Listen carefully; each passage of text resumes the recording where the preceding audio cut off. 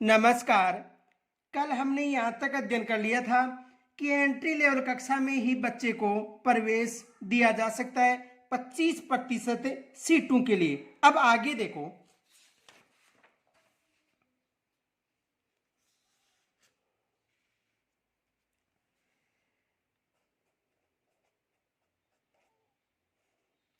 Entry level कक्षा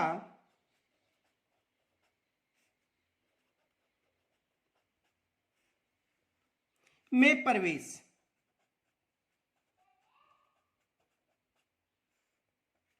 entry level कक्षा में प्रवेश देखो, निःशुल्क और अनिवार्य बाल शिक्षा अधिकार अधिनियम 2009 के अनुसार जो 25% सीटों का निदान किया गया है वो केवल एंट्री लेवल जो कक्षा है यहां पर ही प्रवेश दिया जा सकता है। देखो, निःशुल्क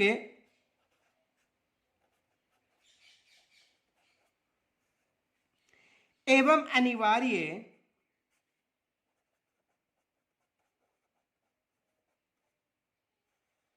निःशुल्क एवं अनिवार्य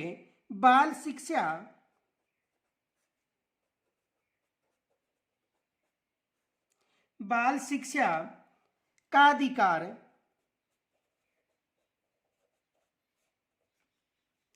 अधिनियम 2009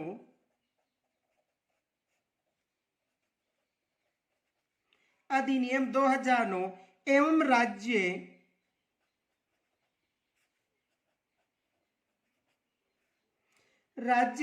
नियमों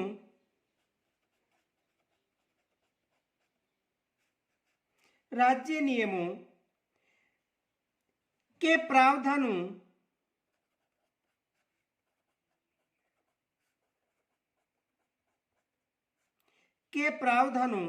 की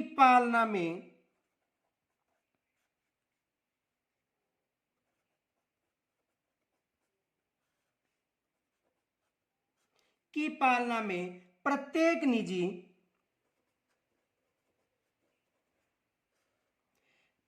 निजी विद्यालय को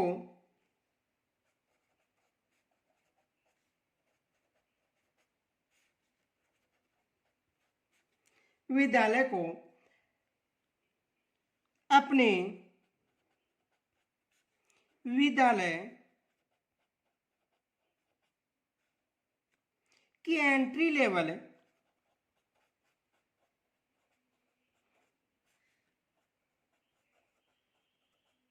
यानी प्रवेश के समय एंट्री लेवल कक्षा में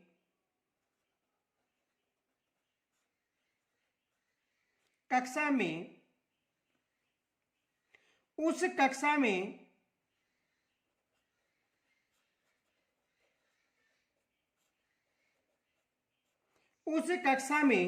प्रविष्ट कुल बालकों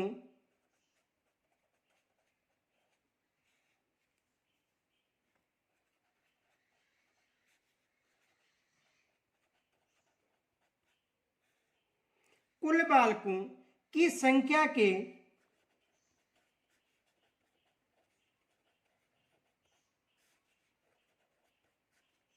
25% की सीमा तक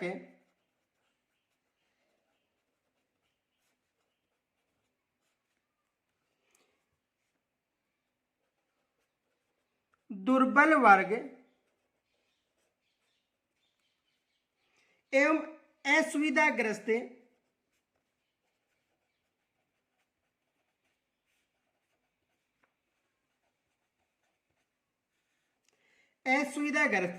समूह के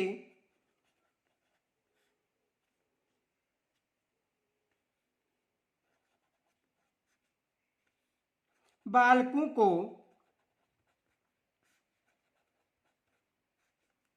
निःशुल्क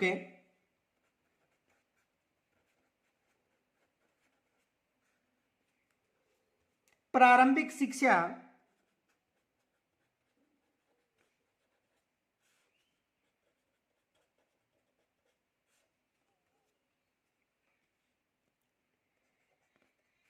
में प्रवेश देना होगा।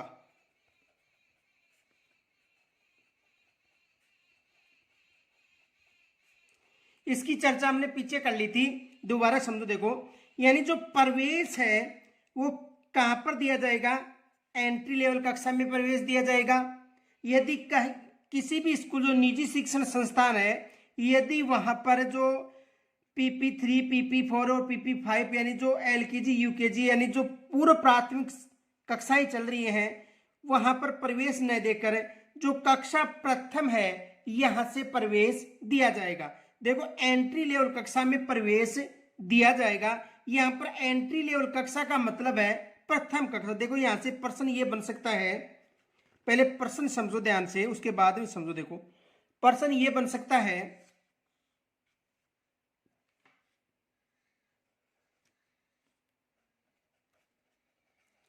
निजी शिक्षण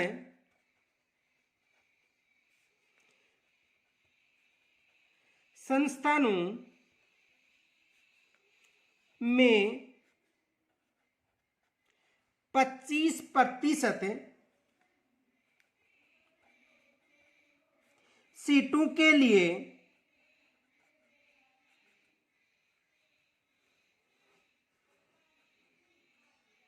एंट्री कक्षा से आरक्षण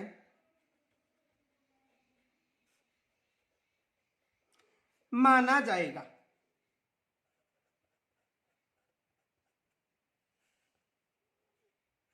वह है, देखो, निजी शिक्षण संस्थानों में 25% सीटों के लिए एंट्री कक्षा से आरक्षण माना जाएगा, वह है। अब देखो, वहां पर आपको ऑप्शन में मिल सकता है, जैसे मिल गया ए में मिल गया LKG, बी में मिल गया UKG, सी में मिल गया प्रथम कक्षा, डी में मिल गया द्वितीय कक्षा।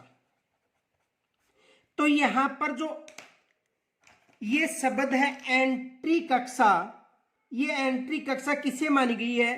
प्रथम कक्षा को मानी गई है। या दूसरा प्रश्न, ये प्रश्न आकर आपको ऑप्शन में वहां पर ये भी मिल सकता है। देखो, प्रश्न यही है, लेकिन वहां पर मिल सकता है ए में मिल सकता है PP3+, बे में मिल सकता है PP4+, से में मिल सकता है PP5+, और दे में मिल सकता है प्रथम कक्षा। तो कौन सा मान्य होगा?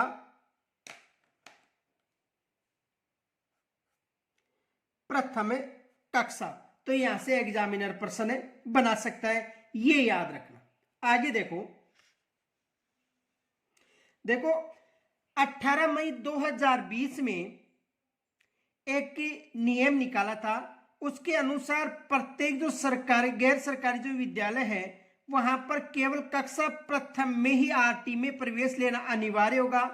पूर्व प्राथमिक कक्षा जैसे PP3+, PP4+, PP5+ में RT में प्रवेश नहीं ले सकेगा, ये याद रखना।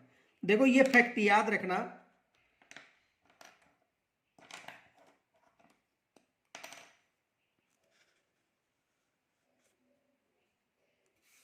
नोट, 18 मई 2020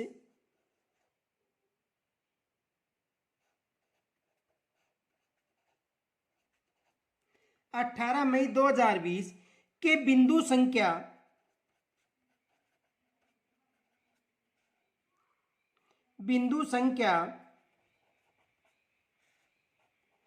10 के तहत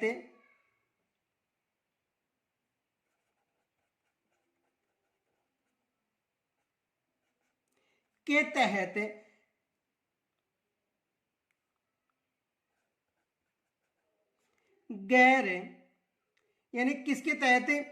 जो 18 मई 2022 की जो बिंदु संख्या 10 है, यानी जो ये अधिनियम पारित किया गया था, इसमें देखो 18 मई 2020 में एक संशोधन किया था।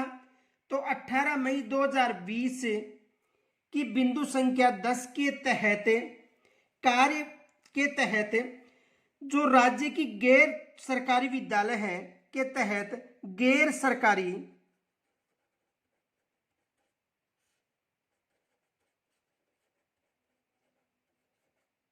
विद्यालय यानी निजी शिक्षण संस्था द्वारा केवल कक्षा 1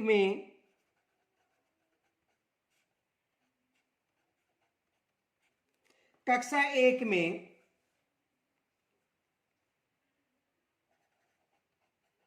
आरटी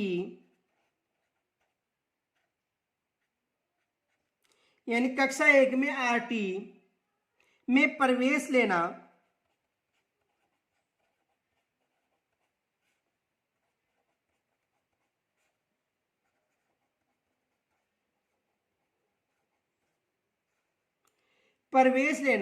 अनिवार्य होगा।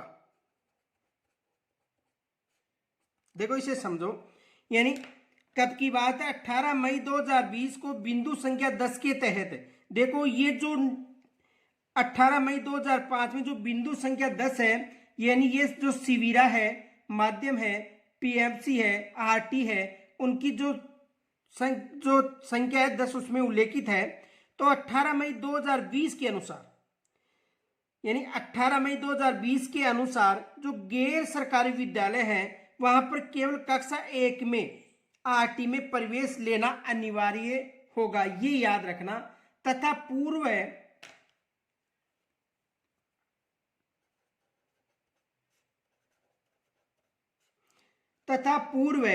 प्राथमिक कक्षाओं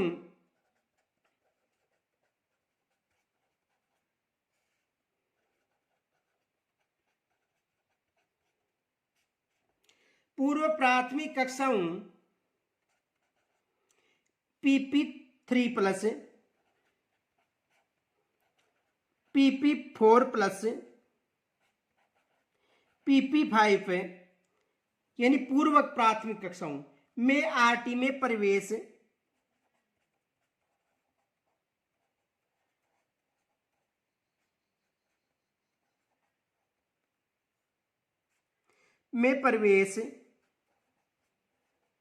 नहीं ले सकेगा।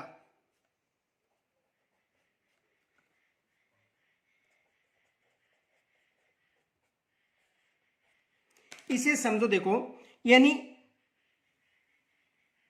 देखो यहां से प्रश्न बन सकता है। देखो 18 मई 2020 को यह नियम निकाला गया था कि आरटी में जो 25% सीटें हैं किनके लिए है, दुर्बल वर्ग असुविधाग्रस्त बालकों के लिए। किनके लिए है,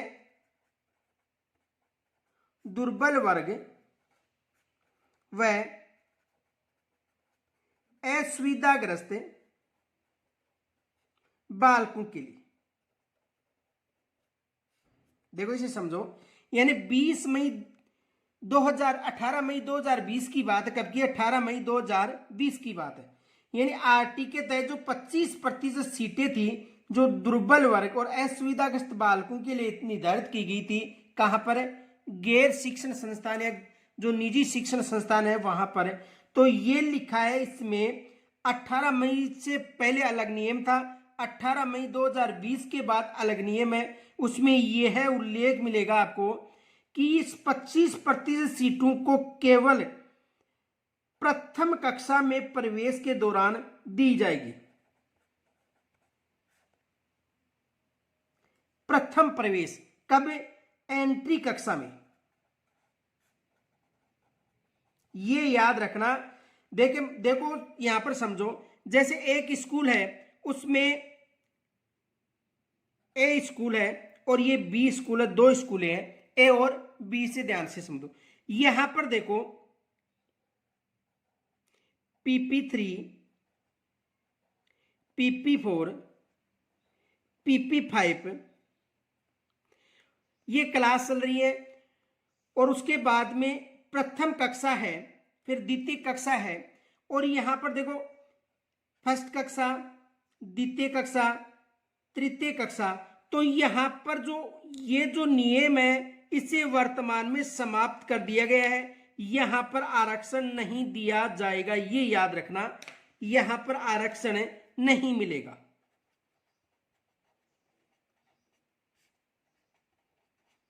केवल प्रथम कक्षा में प्रवेश पर भी आरक्षण दिया जाएगा, ये याद रखना। यानी एंट्री लेवल जो कक्षा है ये प्रथम कक्षा मानी है, यहां पर आरक्षण नहीं दिया जाएगा। कहां पर आरक्षण दिया जाएगा? जो प्रथम कक्षा यहां पर आरक्षण दिया जाएगा, बाकी ये जो प्रारूप है इसके तहत आरक्षण नहीं मिलेगा। शायद समझ में आ गया होगा। देखो एक डायग्राम बना के दोबारा समझा रहा हूं, क्योंकि यहां से एग्जामिनर प्रश्न बना सकता है। ए स्कूल,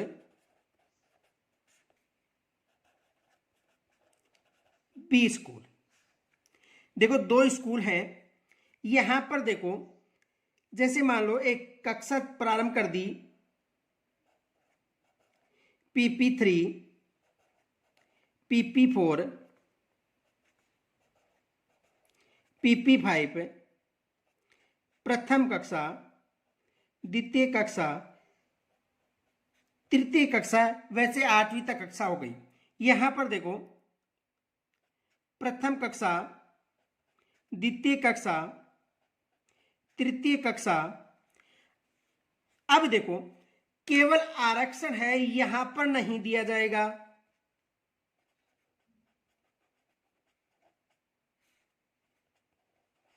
कहां से आरक्षण दिया जाएगा? यहां से। और यहां से प्रारंभ हो जाएगा आरक्षण, ये याद रखना है। तो आरक्षण प्रथम कक्षा में प्रवेश से दिया जाएगा, न कि PP मॉडल के द्वारा, ये याद रखना। आगे देखो सत्र 2020-23 में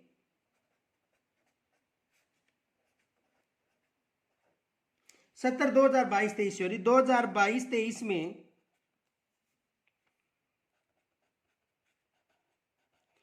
PP5+ में अध्ययनरत विद्यार्थियों को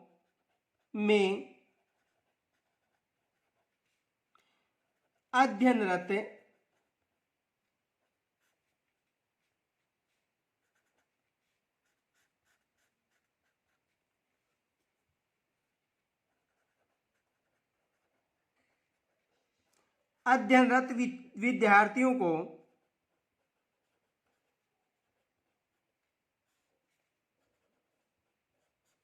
देखो 2022-23 की बात करें, 2022-23 में PP3 में अध्ययनरत विद्यार्थियों को कक्षा 1 में क्रमोन्नत करें,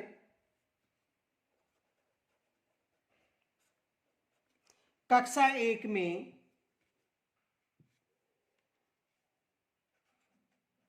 क्रमोन्नत करें।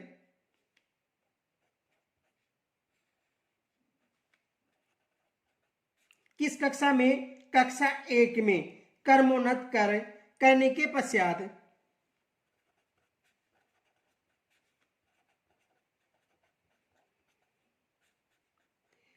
पश्चात RT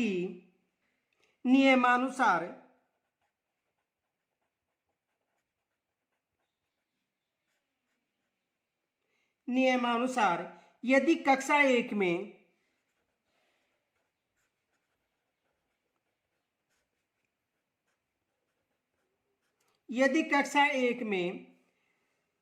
निःशुल्क प्रवेश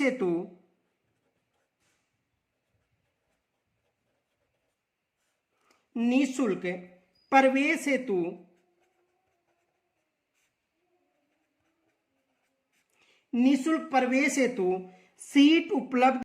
तो देखो समझो इसे, यानी सत्र 2022-23 में जो PP5 में अध्ययनरत जो विद्यार्थी हैं उनको कक्षा 1 में क्रमोन्नत करने के पश्चात RT के नियमानुसार यदि कक्षा एक में निजी जो कक्षा एक में निःशुल्क प्रवेश हेतु सीट उपलब्ध हो तो उसे तो ही उसमें इस सत्र हेतु आवेदन करने का मौका दिया जाएगा। ये याद रखना, यानी कहने का मतलब कि जो PP5 मॉडल के बाद में जो प्रथम कक्षा में प्रवेश ले रहा है बालक, और यदि प्रथम कक्षा में 25% सीट यदि उपलब्ध है तो उस बालक को वहां पर मौका दिया जाएगा। ये याद रखना।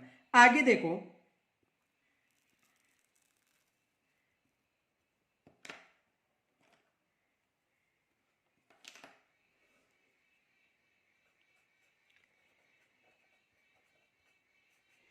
प्रवेश के लिए पात्रता।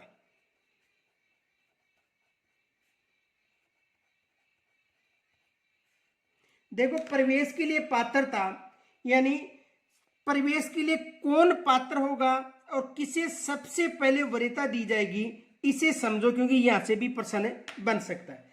तो सबसे पहले तो ये याद रखना कि जिस स्कूल में जो एरिया आता है, कैचमेंट एरिया है या उसका परिक्षेत्र है, उस बालक को सबसे पहले प्रवेश दिया जाएगा।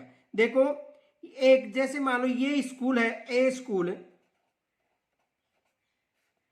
इस स्कूल का जो कैचमेंट एरिया यानी परिक्षेत्र है, इस परिक्षेत्र के बच्चे को सबसे पहले वरीयता दी जाएगी। परिक्षेत्र या कैचमेंट एरिया,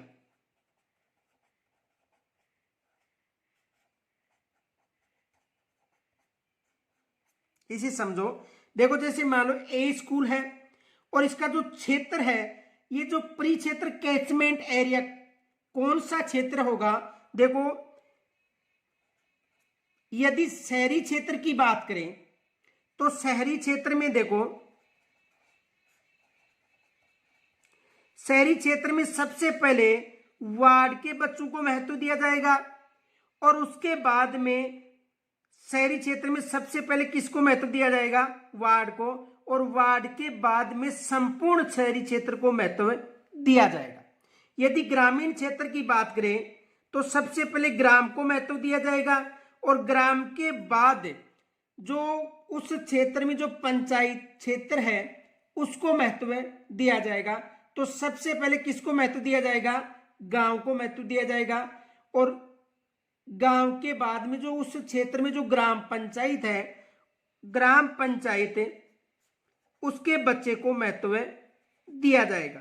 इसे समझो। देखो, प्रवेश के लिए पात्रता ए स्कूल है, यानी इसका जो परिक्षेत्र और जो कैचमेंट एरिया यानी परिक्षेत्र या कैचमेंट एरिया होगा, उसमें सबसे पहले वार्ड, जो शहरी क्षेत्र उसमें वार्ड को महत्व दिया जाएगा, और यदि ग्राम क्षेत्र तो उसमें ग्राम पंचायत को महत्व दिया जाएगा। देखो, इसे दोबारा समझो। जैसे मानो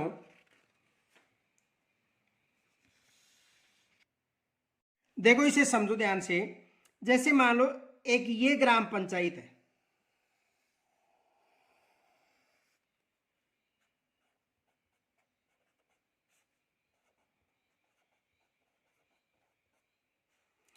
और ये ग्राम पंचायत, इसका नाम है नाथूसर। ये ग्राम पंचायत है और इस ग्राम पंचायत का नाम नाथूसर है। अब देखो, इस ग्राम पंचायत में ये जो क्षेत्र है, ये इस ग्राम पंचायत में से नाथूसर का हो गया। ये जो क्षेत्र है, ये जो क्षेत्र है, ये बुंदेल क्षेत्र हो गया, और ये जो क्षेत्र है जबपुरा हो गया। अब देखो, ये जो ग्राम पंचायत है नाथूसर, इसमें ये 3 गांव की जनसंख्या शामिल है। किस ग्राम पंचायत में, नाथूसर ग्राम पंचायत। अब यदि यहां पर स्कूल है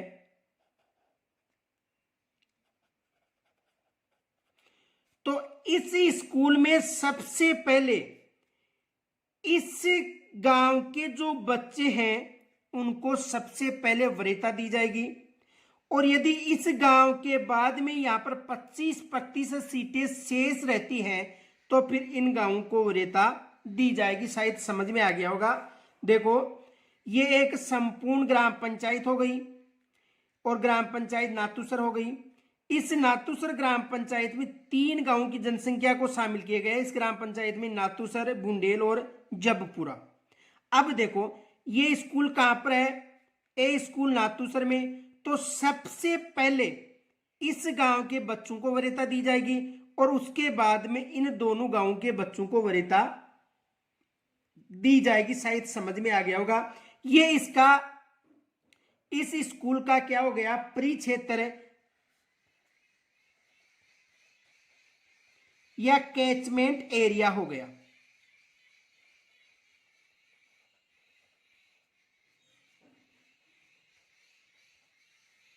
समझ में आ गया होगा। तो सबसे पहले किसको वरीयता दी जाएगी? यदि गांव में स्कूल है तो सबसे पहले गांव के निवासियों को और उसके बाद में कहां पर वरीयता दी जाएगी? उस ग्राम पंचायत के निवासियों को। तो यहां तक समझ में आ गया होगा। आगे देखो, इसे सबसे पहले देखो,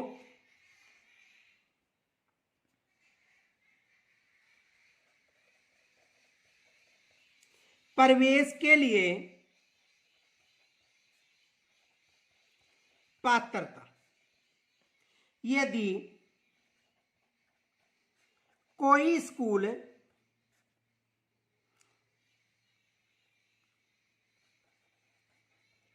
किसी ग्राम पंचायत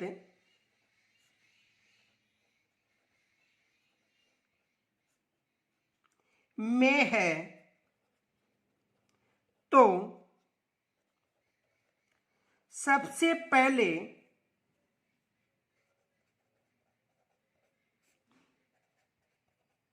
उस ग्राम के बच्चों को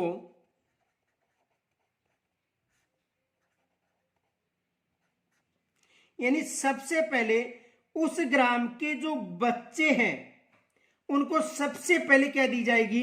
वरीयता दी जाएगी। ये याद रखना, सबसे पहले उस गांव के जो बच्चे हैं उस सबसे पहले उन गांव के बच्चों को वरीयता दी जाएगी।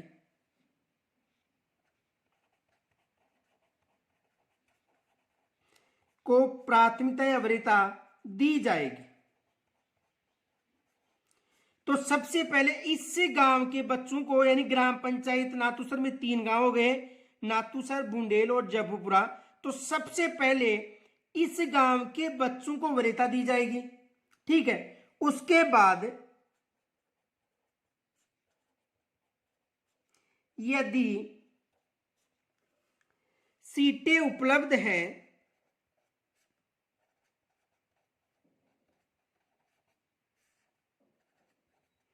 तो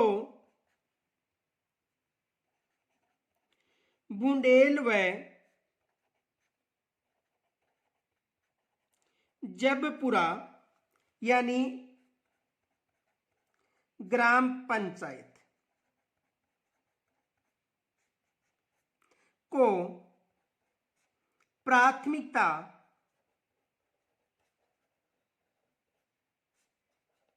दी जाएगी।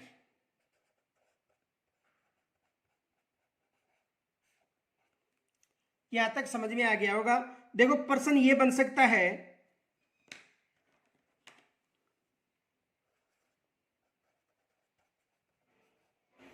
किसी गांव में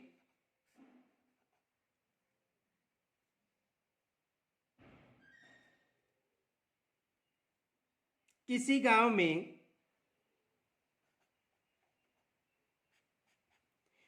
गांव में आरटी के तहत, किसी गांव में आरटी के तहत स्कूल में सीटें उपलब्ध हैं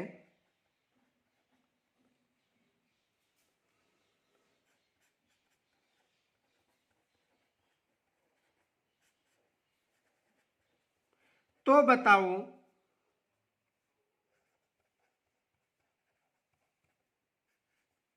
सबसे पहले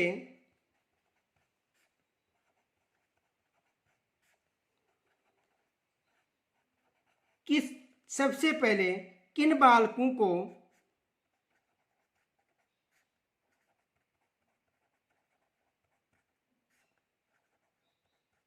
प्राथमिकता दी जाएगी। देखो समझो, किसी गांव में आरटी के तहत स्कूल में सीटें उपलब्ध हैं, तो बताओ सबसे पहले किन बालकों को प्राथमिकता दी जाएगी। अब वहां पर आपको ऑप्शन मिल सकते हैं। देखो,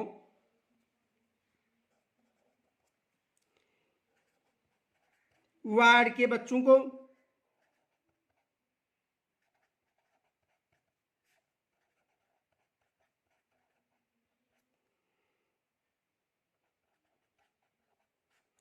जिस गांव में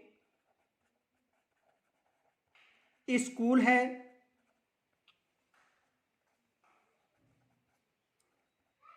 ग्राम पंचायत के बच्चों को,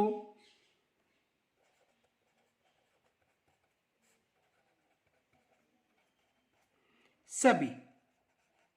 तो देखो, किसी गांव में आरटी के तहत स्कूल में सीटें उपलब्ध हैं, तो बताओ सबसे पहले किन बालकों को प्राथमिकता दी जाएगी।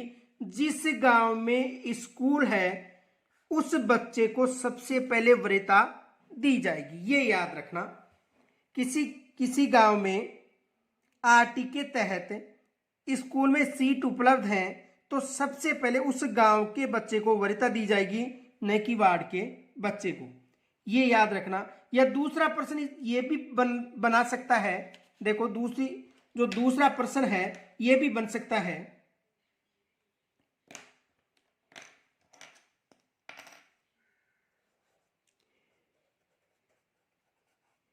किसी ग्राम पंचायत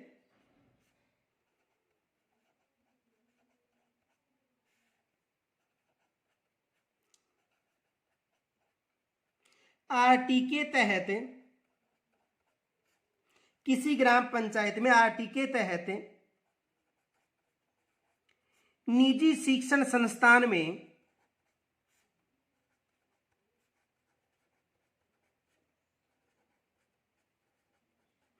25%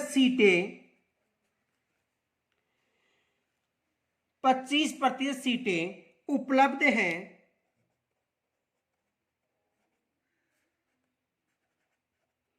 तो सबसे पहले किन बालकों को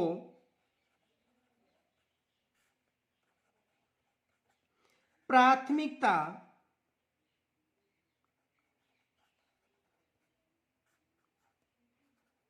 दी जाएगी।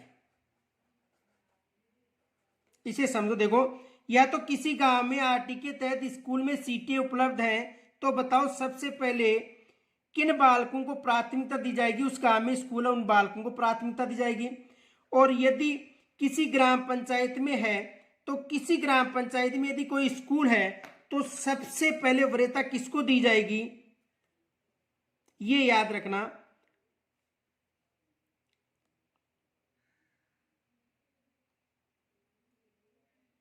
तो उस गांव के जो बच्चे हैं उनको सबसे पहले प्राथमिकता दी जाएगी। यदि किसी ग्राम पंचायत में आरटी के तहत निजी शिक्षण संस्थान में 25% सीटें उपलब्ध हैं, तो बताओ सबसे पहले किन बालकों को प्राथमिकता दी जाएगी। तो किसी ग्राम पंचायत की बात करें तो जिस ग्राम पंचायत में जो गांव है उसमें जो स्कूल है उस बालक को सबसे पहले प्रवेश दिया जाएगा। यानी कहने का मतलब, जिस गांव में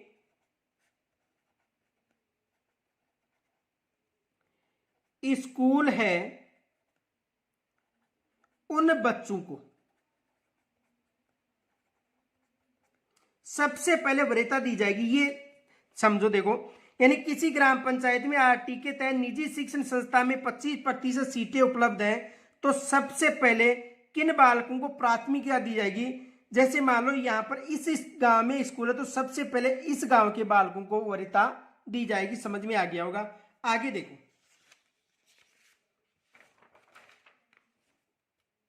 यदि शहरी क्षेत्र की बात करें, मान लो ये एक शहर है,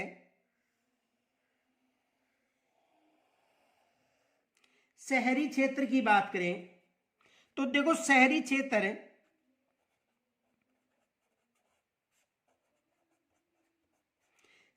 क्षेत्र में सबसे पहले जो वरीयता दी जाएगी, जैसे मान लो ये एक शहरी क्षेत्र हो गया,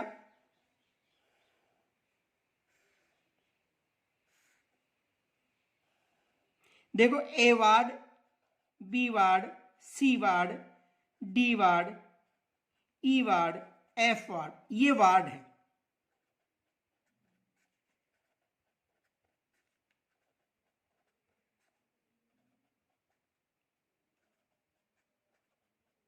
इसे समझो, यदि शहरी क्षेत्र की बात करें तो इस वार्ड में ये स्कूल है, ए स्कूल,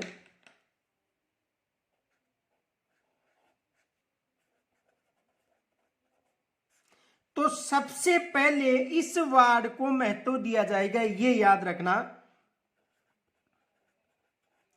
शहरी क्षेत्र में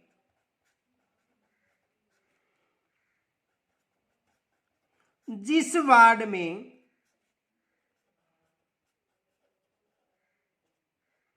स्कूल है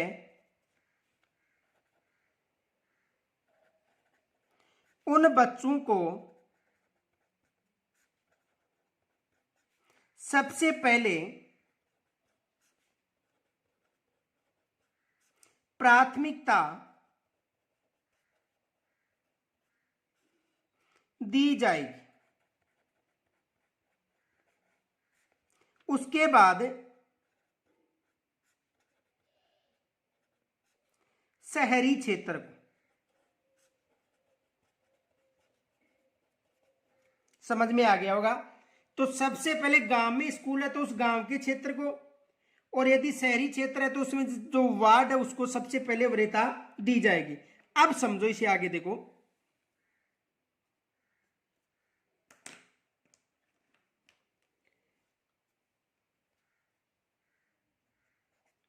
बालक गैर सरकारी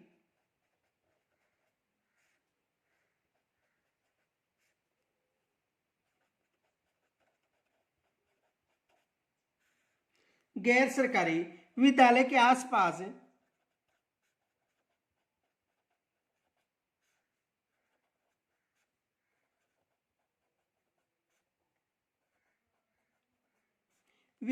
आसपास के परिक्षेत्र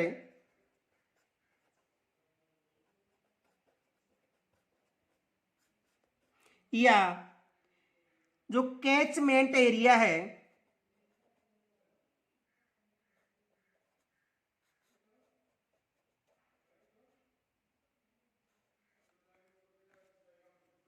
में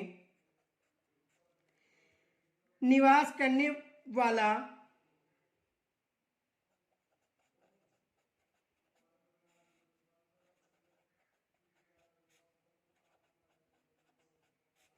पात्र होगा,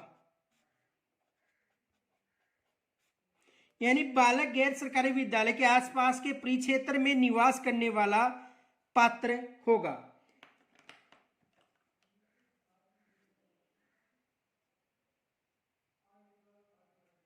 देखो इसे समझो, पहले प्रवेश के समय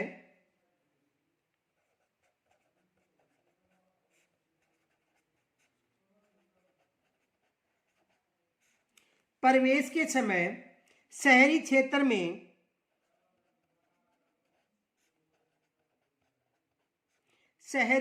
में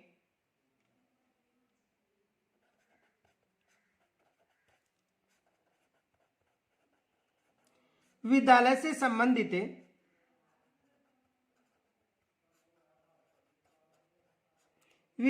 संबंधित वार्ड, तो सबसे पहले किसकी बात करें, यदि शहरी क्षेत्र में है तो सबसे पहले वार्ड को प्राथमिकता दी जाएगी, तथा ग्रामीण क्षेत्रों में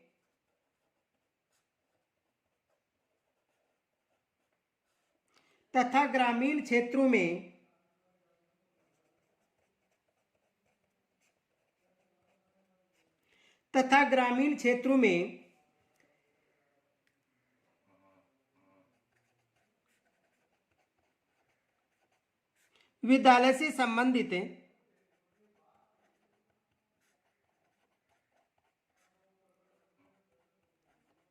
गांव, यानी ग्रामीण क्षेत्र में विद्यालय संबंधित जो गांव है के निवास, गांव में निवास करने वाले बालकों को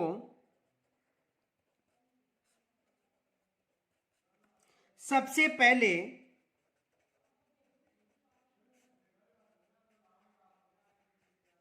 प्राथमिकता दी जाएगी। समझ में आ गया होगा। यदि प्रवेश के समय शहरी क्षेत्र में विद्यालय से संबंधित वार्ड, यदि शहरी क्षेत्र में प्रश्न पूछता तो वार्ड बताना सबसे पहले। ग्रामीण क्षेत्र में विद्यालय से संबंधित गांव में निवास करने वाले जो बालक हैं उनको सबसे पहले प्राथमिकता दी जाएगी। ये याद रखना, सबसे पहले उनको प्राथमिकता दी जाएगी। विद्यालय जिस वार्ड या गांव में स्थित है वहां पर वांछित संख्या में बालक उपलब्ध नहीं होने पर शेष शहरी और ग्राम पंचायत के बालकों को प्रवेश दिया जाएगा। ये याद रखना नोट। विद्यालय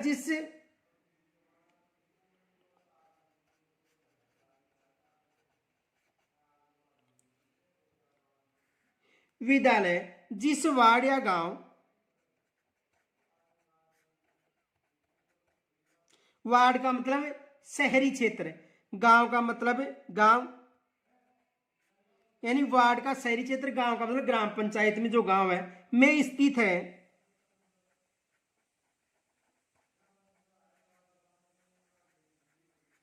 यानी विद्यालय जिस वार्ड शहरी क्षेत्र का मतलब समझना, गांव का मतलब ग्राम पंचायत में स्थित है, वहां से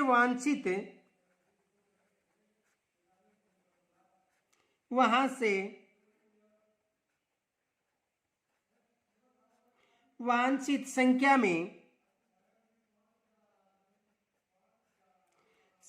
में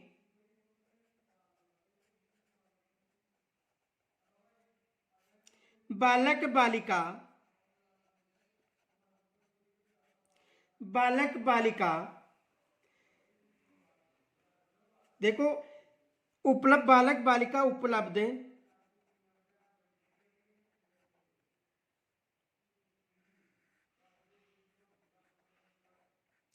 नहीं होने की स्थिति में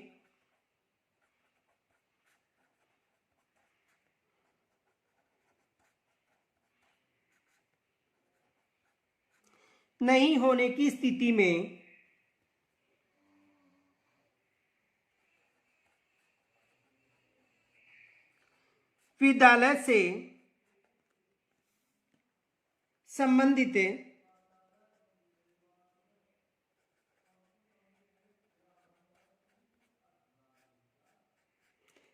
से संबंधित शहरी निकाय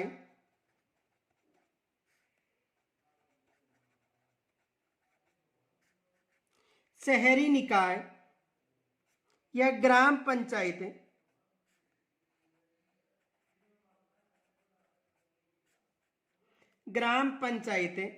से बाहर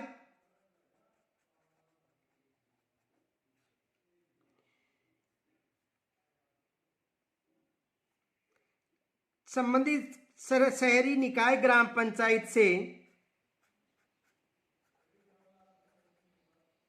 संबंधित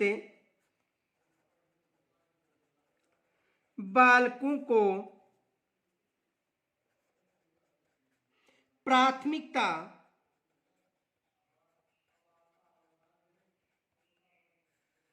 दी जाएगी।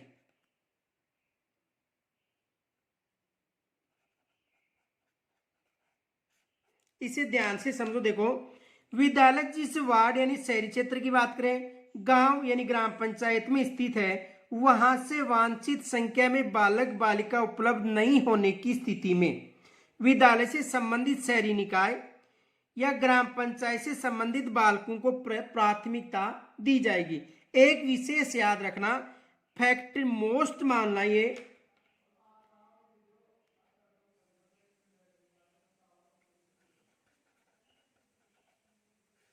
विशेष मानना, यहां से भी प्रश्न पूछ सकता है। परंतु किसी भी स्थिति में, यानी किसी भी स्थिति में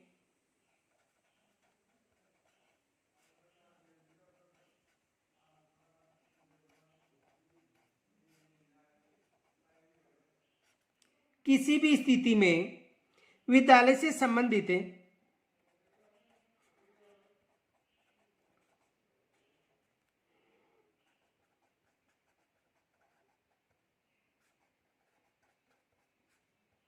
किसी भी स्थिति में विद्यालय से संबंधित शहरी निकाय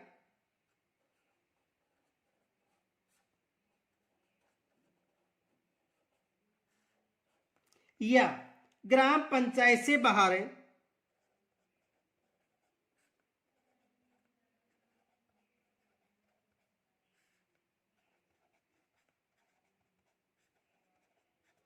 ग्राम पंचायत से बाहर निवास करने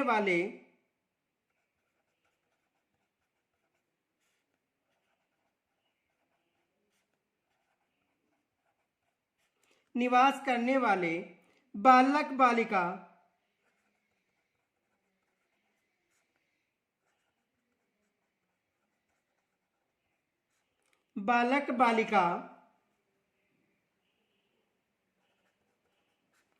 उस विद्यालय में प्रवेश के पात्र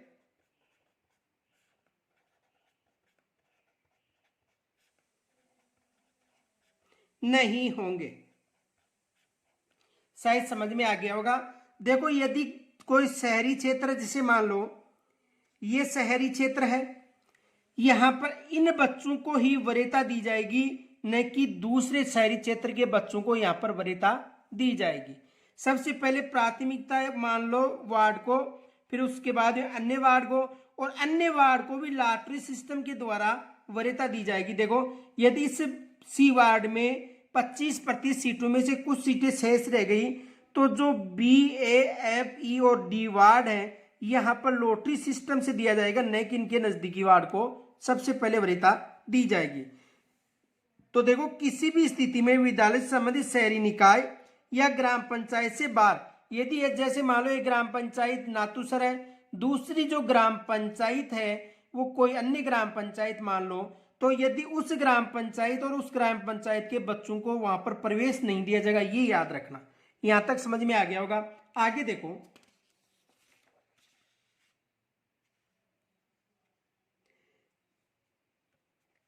देखो जो दुर्बल वर्ग और असुविधाग्रस्त जो बच्चे हैं वो कौन से होते हैं, समझो इसे।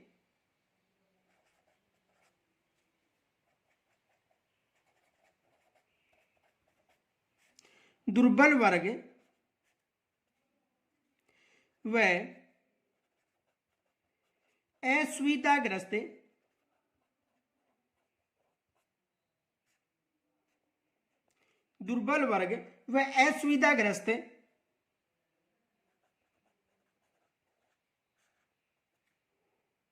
समूह के बालक। देखो, दुर्बल वर्ग और असुविधाग्रस्त समूह के बालक कौन होंगे, इन्हें समझो।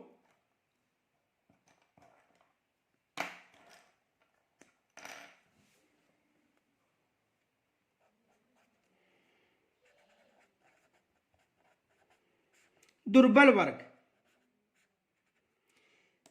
वर्ग है, ये देखो 18 मई 2020 के अनुसार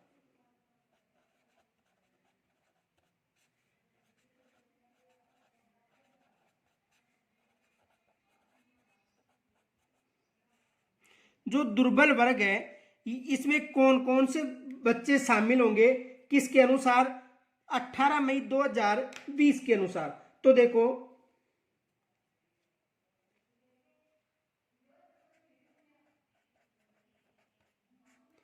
ऐसे बालक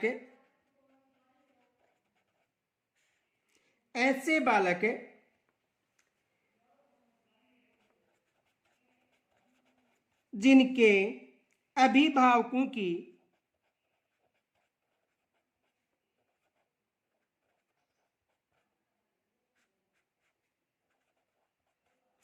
अभिभावकों की वार्षिक आय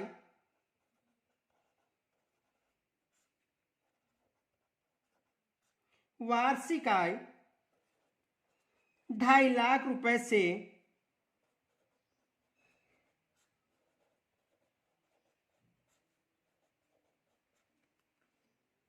2.5 लाख रुपए से 2.5 लाख रुपए या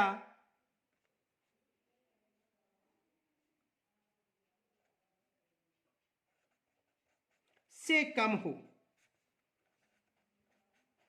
जो दुर्बल वर्ग है, कब की बात है, 18 मई 2020 के अनुसार ऐसे बालक जिनके अभिभावकों की वार्षिक आय या तो 2.5 लाख रुपए या 2.5 लाख रुपए से कम हो, ये बच्चे इसमें शामिल होंगे। किसमें? दुर्बल वर्ग में। दूसरा देखो, असुविधाग्रस्त जो समूह के बालक हैं,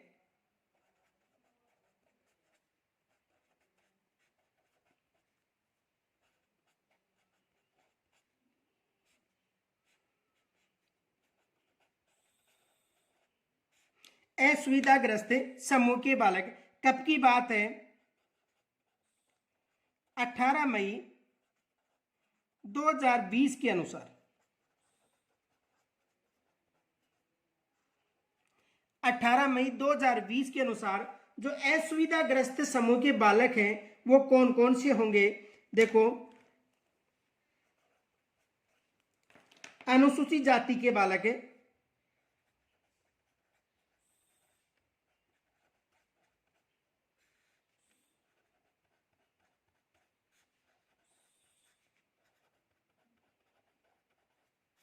एक तो कौन से बालक होंगे? अनुसूचित जाति के बालक। दूसरे देखो, अनुसूचित जनजाति के बालक है।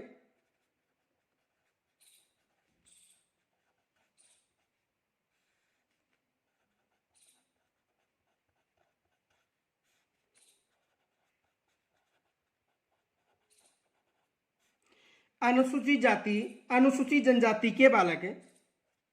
जो अनाथ बालक है वो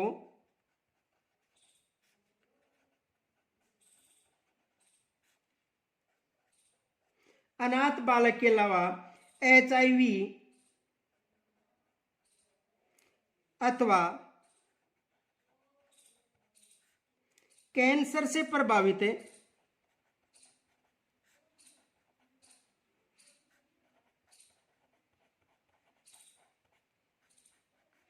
कैंसर से प्रभावित है बालक अथवा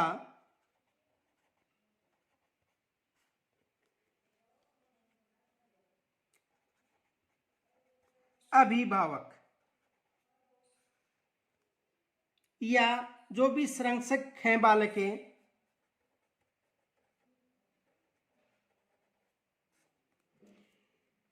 इनके अलावा देखो, युद्ध में विधवा के बालक है,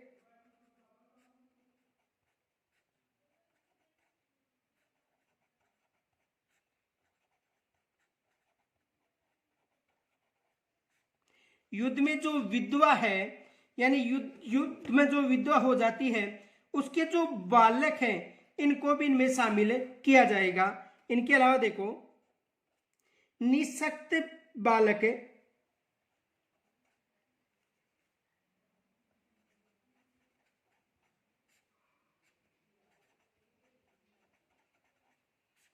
निःशक्त बालक है जो कि निःशक्त व्यक्ति अधिनियम 1995 को परिभाषा में सम्मिलित हो।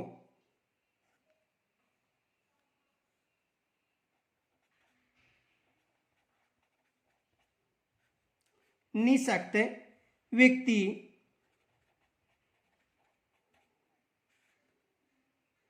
अधिनियम 1995 में परिभाषित।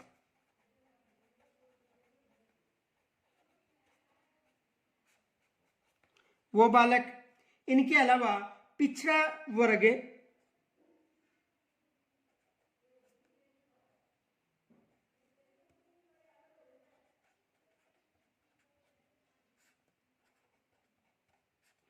पिछड़ा वर्ग या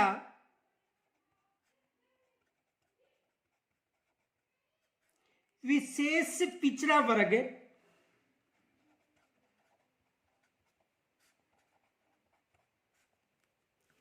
के ऐसे बालक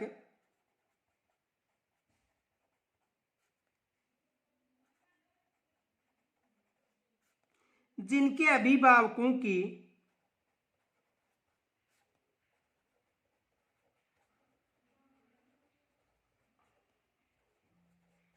वार्षिक आय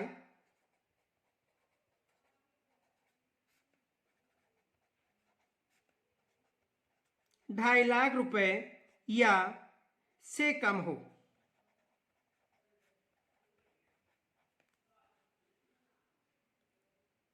इनके अलावा जो बीपीएल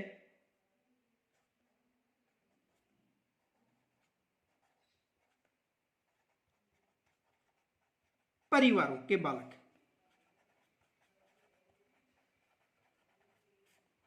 किस समूह में शामिल है?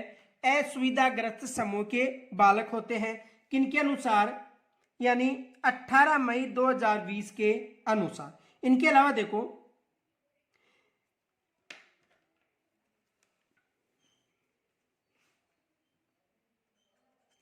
प्रवेश के लिए कक्षा की अनुरूप आयु संबंधी पात्रता, प्रवेश के लिए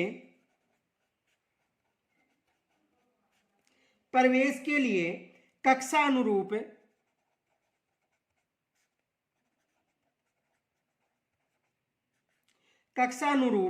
आयु संबंधित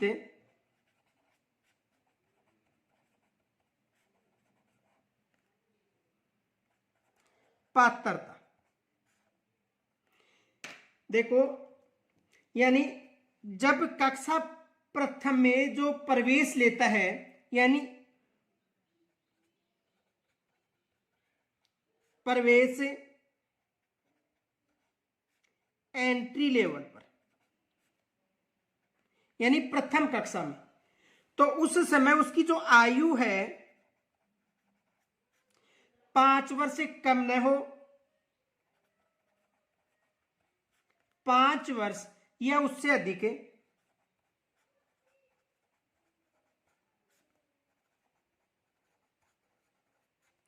5 वर्ष या उससे अधिक, परंतु